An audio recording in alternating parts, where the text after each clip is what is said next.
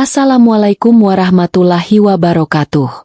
Bayangkan di sebuah desa yang tenang, di pagi penuh berkah menjelang Idul Adha, seekor sapi jantan besar, milik Pak Ustadz Rahman, diikat rapi di bawah pohon nangka tua. Warga mulai berkumpul, anak-anak berjingkrak penasaran, dan kamera ponsel mulai merekam detik-detik penyembelihan. Tapi, tepat saat golok diasah untuk terakhir kali, terdengar suara, bukan dari manusia, tapi dari sapi itu sendiri. Dan yang ia katakan mengubah segalanya. Namun sebelum itu yang beragama Islam saya sarankan untuk menuliskan sholawat Nabi Muhammad agar kelak sholawat ini menjadi saksi untuk mendapat syafaat di akhirat. Amin.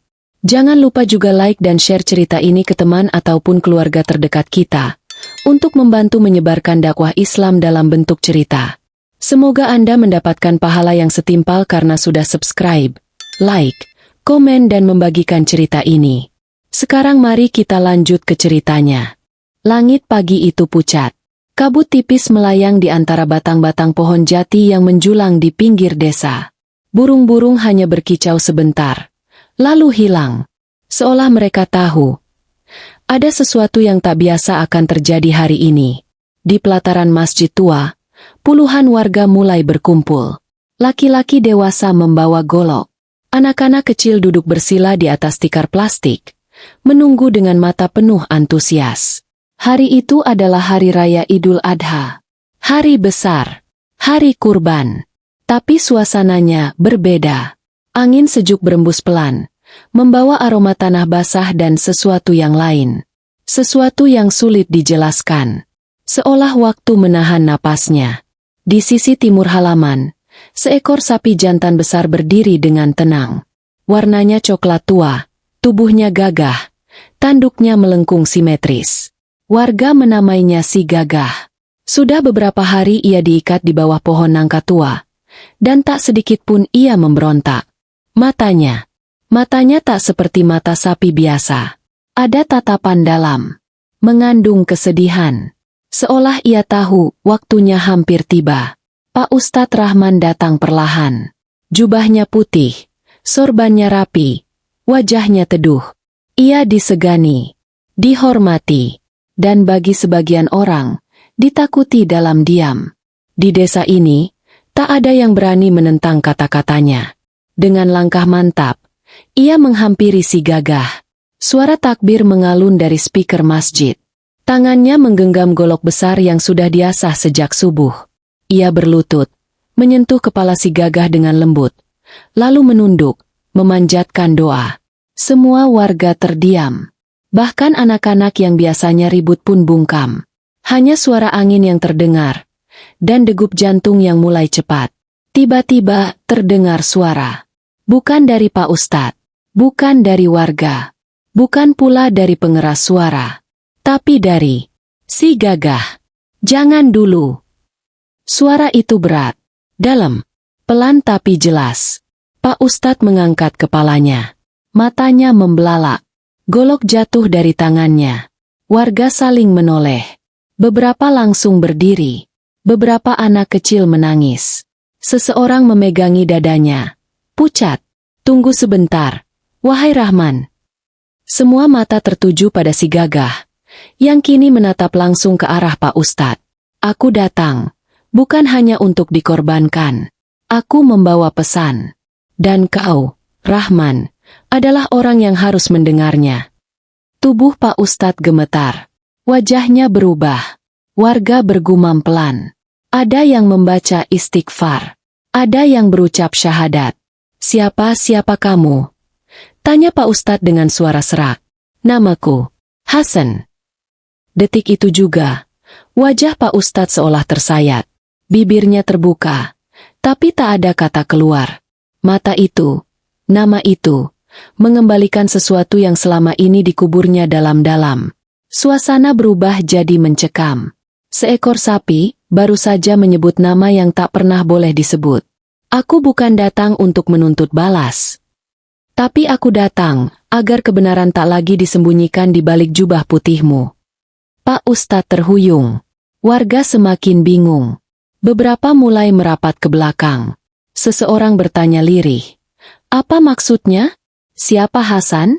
Bukankah dia? Suara itu tak selesai. Dari kejauhan, seorang lelaki tua, Pak Sabar, berjalan pelan, dengan tongkat di tangan dan mata yang tak berkedip memandangi sapi itu. Langit mendadak mendung. Seekor sapi baru saja membuka pintu masa lalu yang tak seharusnya terbuka. Tapi semuanya baru saja dimulai. Langit menggantung kelabu. Awan menggelayut berat di atas desa. Waktu seakan melambat, menahan segalanya untuk tidak berjalan terlalu cepat. Seolah dunia ingin memberi ruang pada suara yang baru saja terucap dari mulut seekor sapi. Hasan. Nama itu menggema. Bukan hanya di udara, tapi di hati orang-orang yang masih menyimpan sisa ingatan masa lalu yang tak pernah diselesaikan. Pak Ustadz Rahman terdiam. Tubuhnya kaku. Keringat dingin mengalir dari pelipisnya. Tangannya yang biasa kokoh menggenggam kitab kini menggigil. Ia tidak menyangkal nama itu. Tapi ia juga tak menjawab. Ia hanya menunduk. Seolah ingin lari dari kenyataan yang terlalu berat. Sapi itu, si Gagah, atau siapapun ia, masih berdiri di tempatnya. Tenang. Tapi sorot matanya kini tajam. Tak lagi pasrah. Tatapannya, seperti milik manusia yang pernah kehilangan segalanya. Kau tahu siapa aku. Dan kau tahu apa yang telah kau ambil dariku. Suara itu bukan sekadar terdengar. Ia menembus dada, masuk ke dalam jiwa. Beberapa warga mulai saling bertanya pelan. Seorang pemuda dengan sorban hijau berbisik ke temannya. Masya Allah, Hasan itu, bukankah dulu yang punya tanah wakaf? Iya, tapi katanya dia yang menolak pembangunan masjid. Makanya diusir, kan? Pak Sabar yang berdiri di dekat masjid, menghentikan langkahnya. Ia menatap si Gagah tanpa berkedip, lalu menoleh ke arah warga. Hasan tidak pernah menolak. Dia, yang seharusnya menerima semua pahala dari masjid ini. Semua terdiam. Tak ada yang berani menyela. Suara Pak Sabar, yang selama ini jarang bicara, terdengar seperti petir di siang bolong. Tanah itu milik Hasan. Ayahnya mewariskannya padanya. Tapi suatu hari dia datang padaku. Matanya merah. Tangannya gemetar. Ia bilang tanahnya telah berpindah tangan. Diberikan sebagai wakaf atas namanya, tanpa izin darinya. Pak Ustadz Rahman mengangkat wajahnya. Matanya basah. Tapi bibirnya masih terkunci. Warga mulai bergumam lebih keras. Kebenaran mulai terangkat, perlahan, tapi menyakitkan. Kau, Rahman, lanjut suara si Gagah. Kau yang membuatku keluar dari desa ini dengan hina. Kau yang mengatakan bahwa aku menolak rumah Allah. Kau yang menutup suaraku dengan dalih syariat. Tapi Allah tidak tidur.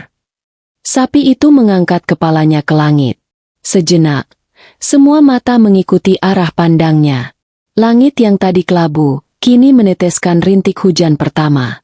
Pak Ustadz menunduk lagi. Tapi kini bukan karena takut, melainkan karena luka lama yang tak bisa lagi ditutupi. Ia berlutut di tanah, menempelkan dahinya ke bumi.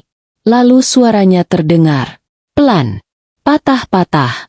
Maafkan aku, Hasan. Maafkan aku. Tangisnya pecah. Golok yang tadi hendak digunakan untuk menyembelih kini tergeletak tak bernyawa. Suara hujan semakin deras. Tapi tak ada yang beranjak. Tak ada yang berlindung. Semua berdiri membatu. Disiram oleh air dari langit dan dosa yang tiba-tiba membanjiri tanah. Si Gagah menundukkan kepala. Ia tak berkata lagi. Tapi tatapannya masih menusuk ke dada Pak Ustadz. Pak Sabar melangkah maju. Suaranya kini lebih tegas. Rahman, sekarang waktunya kau bicara. Bukan sebagai ustadz, tapi sebagai manusia yang pernah menyakiti sahabatnya sendiri. Pak Ustadz mengangkat wajahnya yang basah oleh air hujan dan air mata. Di hadapan puluhan mata, ia membuka mulutnya dan untuk pertama kalinya. Aku yang membuat surat hibah palsu itu. Aku yang menekan Hasan agar diam. Aku yang menyebar kabar bahwa dia menolak masjid, padahal dia hanya ingin keadilan. Dan aku, yang membiarkan dia pergi dalam sunyi, tanpa satupun pembela. Beberapa warga menutup mulut mereka, menahan isak. Ada yang mundur, ada yang duduk di tanah. Tak percaya, tak menyangka. Aku terlalu ingin dihormati, terlalu ingin dikenang. Sampai aku lupa bahwa semua yang kudirikan berdiri di atas dusta. Hujan tak berhenti, tapi kali ini, setiap tetesnya seperti mencuci luka yang sudah terlalu lama dibiarkan membusuk. Sapi itu masih diam, tak bersuara lagi, tapi tak ada yang ragu. Hasan telah kembali, dan dengan caranya sendiri. Ia meminta agar kebenaran dibersihkan, bukan dengan darah, tapi dengan pengakuan. Dan itu baru awal dari penebusan yang panjang. Hujan belum juga reda, tapi tak seorang pun bergerak meninggalkan pelataran masjid. Mereka berdiri membeku, menyaksikan satu demi satu lapisan rahasia yang selama ini terkubur kini dikuliti di hadapan mereka. Pak Ustadz Rahman masih berlutut di tanah. Jubah putihnya kini lepek, berlumur tanah dan air. Namun ia tak peduli. Golok yang tadi begitu mantap digenggamnya kini tergeletak di samping, diam seperti dirinya. Si gagah masih berdiri tegak, tubuh besarnya basah kuyup, tapi tak sedikit pun ia bergerak. Matanya tetap menatap lurus ke arah Rahman, seolah berkata bahwa belum semua selesai. Pak Sabar menunduk pelan, lalu menghela napas panjang. Ada hal yang kalian semua tak tahu, katanya. Bukan hanya Hasan yang jadi korban dari ambisi yang dibungkus agama. Kata-katanya membuat warga saling pandang. Beberapa wajah tampak bingung. Beberapa lainnya, seperti mulai memahami arah pembicaraan. 2 tahun setelah Hasan pergi, ada satu keluarga yang ingin membeli tanah itu kembali untuk dibagikan ke kaum miskin. Tapi, ditolak oleh Rahman. Alasannya, tanah itu sudah jadi milik masjid. Pak Ustadz menunduk lebih dalam. Tangannya mengepal. Aku ingat itu, kata salah satu warga. Mereka bilang ingin mendirikan tempat pengajian untuk anak-anak yatim. Tapi ditolak mentah-mentah.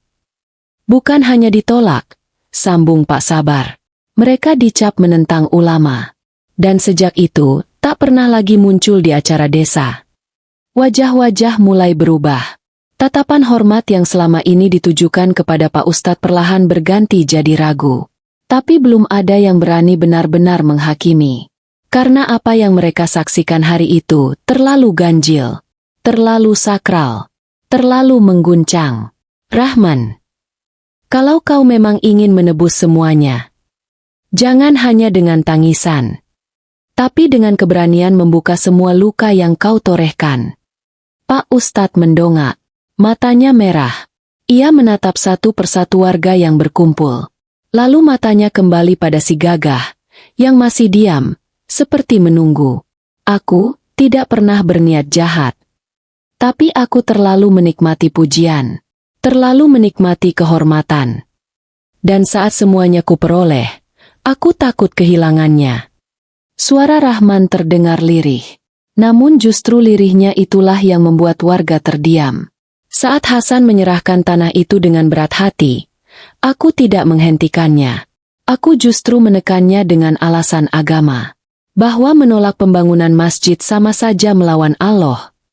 Padahal aku tahu, aku hanya ingin dikenal. Ingin diingat sebagai orang yang membangun rumah ibadah. Tangisnya pecah lagi. Warga mulai menangis.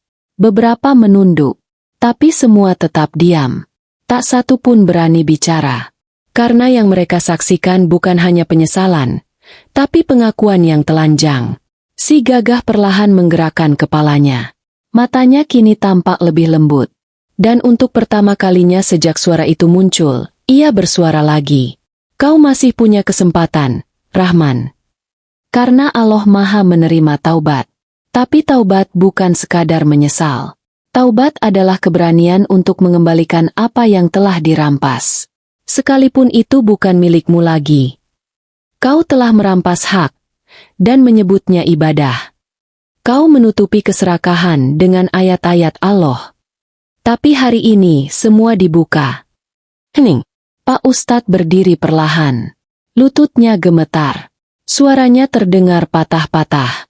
Mulai hari ini, Tanah itu akan kukembalikan atas nama Hasan.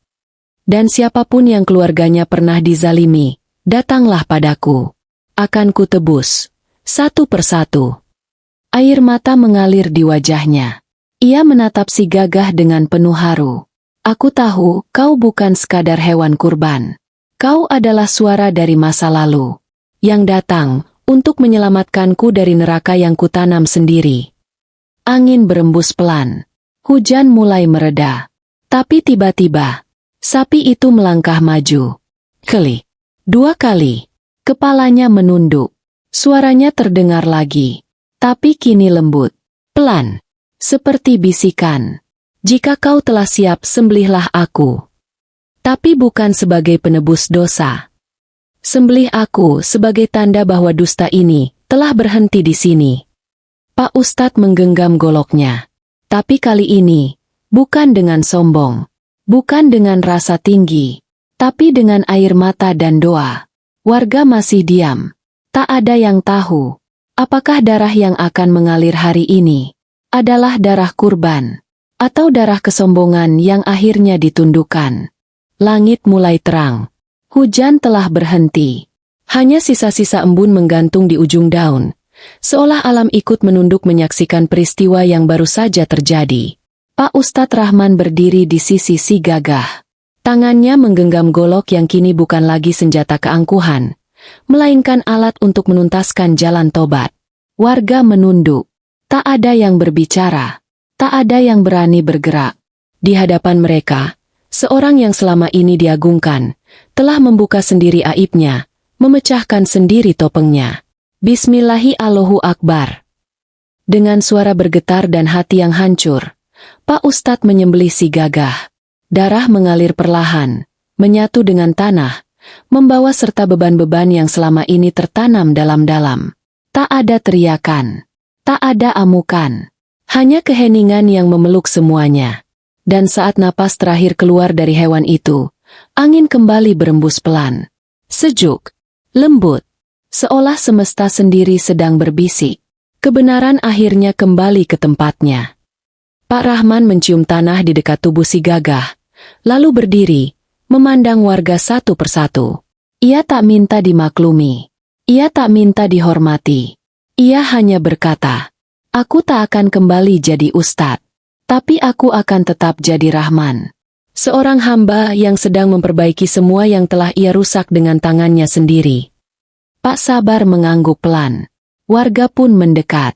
Tak sedikit yang memeluknya. Sebagian menangis. Sebagian hanya menyentuh pundaknya. Bukan sebagai bentuk pengampunan, tapi sebagai awal dari sesuatu yang baru. Kejujuran. Tak lama kemudian, suara azan zuhur berkumandang. Suara itu menggema dari masjid yang selama ini dibangun dari niat setengah tulus. Tapi hari itu, untuk pertama kalinya suaranya terdengar ringan, jernih, dan bersih. Di pojok halaman, anak-anak kecil duduk kembali di atas tikar, mengelilingi daging kurban yang siap dibagikan. Tapi mereka tak lagi bersorak. Mereka diam, memandang dengan tatapan dalam. Mereka baru saja belajar sesuatu yang tak bisa mereka temukan di buku pelajaran atau khutbah hari raya. Sesungguhnya Allah memerintahkan kamu untuk menyampaikan amanat kepada yang berhak menerimanya. Dan apabila kamu menetapkan hukum di antara manusia, hendaklah kamu menetapkan dengan adil. Quran Surat An-Nisa 58. Hikmah dari kisah ini. Dusta yang dibungkus agama adalah dusta paling berbahaya. Karena ia tak hanya melukai sesama manusia, tapi juga menodai nama Allah yang dibawanya. Tapi Allah Maha Lembut. Ia memberikan waktu. Ia mengirimkan tanda. Bahkan lewat makhluk yang tak pernah kita duga. Seekor hewan kurban. Dan jika seseorang berani menebus kesalahannya dengan kebenaran, maka Allah pun membuka pintu ampunan, seluas-luasnya. Terima kasih sudah menyimak kisah ini sampai tuntas.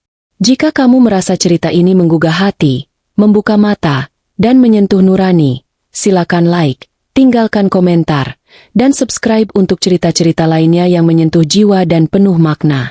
Sampai jumpa di kisah berikutnya.